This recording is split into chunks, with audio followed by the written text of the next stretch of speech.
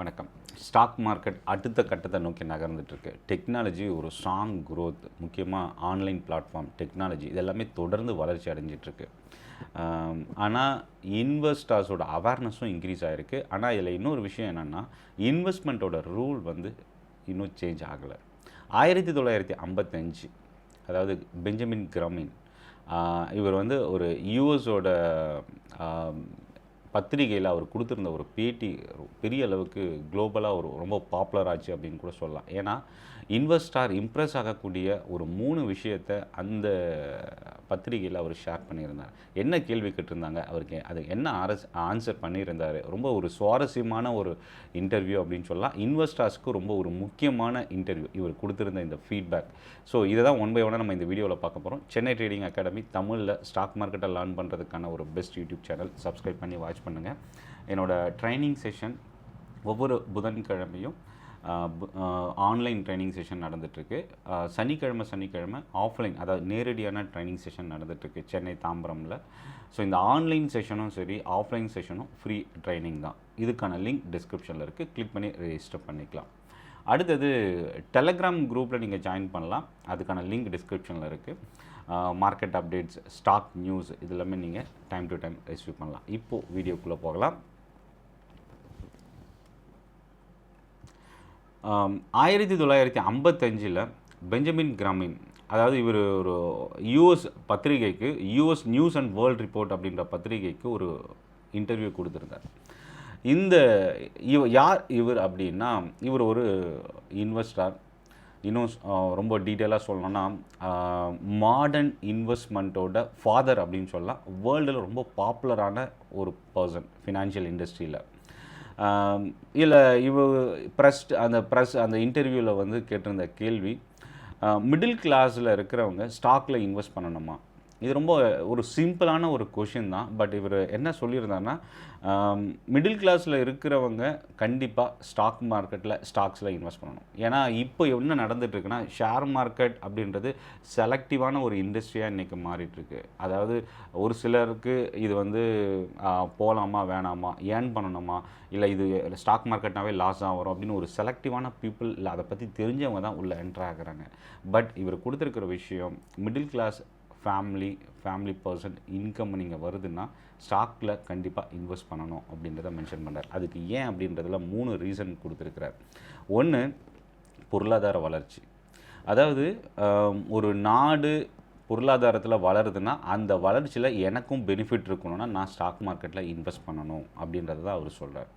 So 2வது, பணவீக்கம் இல்லை விலைவாசி உயர்வு. ஸோ இப்போது நீங்கள் ஃபிக்ஸட் டெபாசிட்டோ இல்லை பாண்ட்லேயோ இன்வெஸ்ட் பண்ணியிருக்கீங்க அப்படின்னா அது ரியல் ரிட்டனாக இருக்க வாய்ப்பில்லை. எக்ஸாம்பிள் ஒரு எஃப்டியில் ஒரு 6% ரிட்டர்ன் வருது அப்படின்னா, இன்ஃப்ளேஷன் அதாவது விலைவாசி உயர்வு ஒரு 4 to 6% வச்சுக்கிட்டா கூட, ஸோ இந்த எஃப்டி ப்ளஸ் டேக்ஸ் இதெல்லாம் கழித்து பார்க்கும்போது ரியல் ரிட்டர்ன்றது 0வாக இருக்கிறதுக்கோ இல்லை ரொம்ப குறைவாக இருக்கிறதுக்கோ வாய்ப்பு இருக்குது.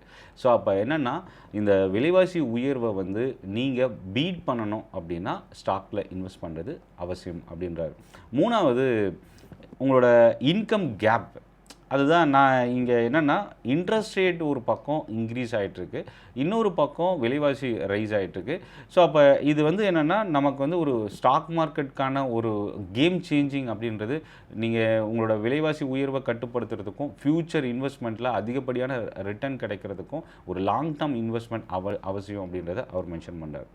3வது, ஸ்டாக்கில் இன்வெஸ்ட் பண்ணணும் அப்படின்னு ஒவ்வொரு மிடில் கிளாஸும் ஸ்டாக்கில் இன்வெஸ்ட் பண்ணணும்னு இவர் கொடுத்துருந்த ஒரு சில விஷயங்கள் கொடுத்துருந்தாலும், அவர் அடிப்படையாக எப்படி பண்ணணுன்றதையும் சொல்லியிருக்கிறார். முதல் விஷயம் என்னென்னா, ஃபஸ்ட்டு உங்களுக்கு ப்ரொடெக்ஷன் வேணும். அதாவது என்னென்னா, இன்சூரன்ஸ் நீங்கள் இன்வெஸ்ட் பண்ணணும், க்ரோத்துக்காக நீங்கள் ஸ்டாக் மார்க்கெட்டுக்குள்ளே போகிறதுக்கு முன்னாடி 2 விஷயம் நீங்கள் செய்யணும். ஒன்று, இன்சூரன்ஸ், அதாவது லைஃப் ஆர் ஹெல்த் இல்லை டேர்ம் இன்சூரன்ஸ் ரொம்ப இம்பார்ட்டன்ட் அப்படின்றத சொல்கிறார். 2வது, அடிப்படை பாதுகாப்பு. அதாவது பேசிக் ப்ரொடக்ஷன்றது என்னென்னா, ஃபிக்ஸட் இன்கம் ரிட்டர்ன் குறைவாக இருந்தாலும் அதில் இன்வெஸ்ட் பண்ணணும் அப்படின்றார். ஸோ அப்போ இன்சூரன்ஸ், பாண்ட் இல்லை ஃபிக்ஸட் இன்கமில் இன்வெஸ்ட் பண்ணுறது 2. 3வது தான் growth. ஸோ இந்த 2 விஷயத்தை நீங்கள் முடிச்சிட்டிங்கன்னா, 3வது நீங்கள் ஸ்டாக்ஸில் இன்வெஸ்ட் பண்ணலாம், லாங் டேர்முக்கு ஃபோக்கஸ் பண்ணலாம் அப்படின்றத வளர்ச்சிக்கான முதலீடு அப்படின்றாரு. ஸோ அப்போ ப்ரொடெக்ஷன் அடுத்தது தான் க்ரோத்துக்கான ஃபோக்கஸ் அப்படின்றத மென்ஷன் பண்ணுறாரு. இப்போ இதில் இன்னொரு விஷயம் என்னென்னா, நான் வந்து ரொம்ப மிடில் கிளாஸ் ஃபேமிலி பர்சன், இல்லை நான் ரொம்ப ஸ்மால் இன்வெஸ்டர், எனக்கு பெரிய இன்கம் இல்லை அப்படின்னா என்ன மாதிரி இன்வெஸ்ட்மெண்ட் பண்ணலாம் அப்படின்றத அந்த இன்டர்வியூ ஹோஸ்ட் கேட்ட கேள்விக்கு அவர் சொன்ன பதில், நீங்கள் டைரெக்டாக ஸ்டாக்ஸில் இன்வெஸ்ட் பண்ணுறதை விட இடிஎஃப்லையோ இல்லை மியூச்சுவல் ஃபண்ட்ஸ்லையோ நீங்கள் ஒரு சேஃபான இல்லை ஈக்விட்டியில் லார்ஜ் கேப் இந்த மாதிரி எக்ஸாம்பிளுக்காக நான் சொல்கிறேன், இந்த மாதிரி இன்வெஸ்ட்மெண்ட்டில் பண்ணுறது பெட்டர். நீங்கள் ஸ்டாக் ஃபோக்கஸாக போகிறத விட இந்த மாதிரி நீங்கள் ஒரு டைவர்சிஃபைடு இன்வெஸ்ட்மெண்ட்டாக பண்ணுறது பெட்டர் அப்படின்றத கொடுத்துருக்குறாரு. ஸோ இந்த 3 விஷயந்தான் ரொம்ப இம்பார்ட்டன்ட். இல்லை ஃபஸ்ட்டு ப்ரொடெக்ஷன், இன்சூரன்ஸ், 2வது பாண்டில் ஒரு ஃபிக்ஸட் ரிட்டர்ன், 3வது க்ரோத்துக்கான ஒரு முதலீடு. ஸோ இந்த 3 விஷயந்தான் அடிப்படையான தேவை அப்படின்றத மென்ஷன் பண்ணியிருக்கிறார். ஸோ இந்த வீடியோ உங்களுக்கு யூஸ்ஃபுல்லாக இருக்கும் அப்படின்னு நினைக்கிறேன். இந்த வீடியோ பற்றின உங்களோட ஃபீட்பேக் கமெண்ட்டில் போஸ்ட் பண்ணுங்கள். சென்னை ட்ரேடிங் அகாடமி தமிழில் ஸ்டாக் மார்க்கெட்டை லேர்ன் பண்ணுறதுக்கான ஒரு பெஸ்ட் யூடியூப் சேனல். சப்ஸ்கிரைப் பண்ணி வாட்ச் பண்ணுங்கள். நன்றி, வணக்கம்.